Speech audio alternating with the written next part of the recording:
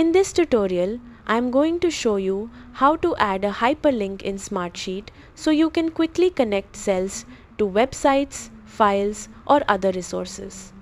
First, open your Smartsheet sheet and locate the cell where you want to add a hyperlink. Next, click on the cell to select it.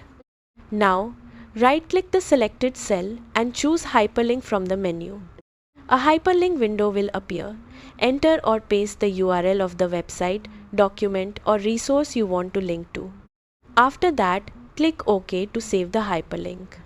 Once saved, the cell will display a clickable link that anyone with access to the sheet can open directly. If you need to update or remove the hyperlink later, simply right-click the cell again and edit the hyperlink settings. Hyperlinks are a great way to connect project documents, company websites, reports, shared files, or any important resources directly within your Smartsheet workflow. That's it. You've successfully added a hyperlink in Smartsheet. Thanks for watching.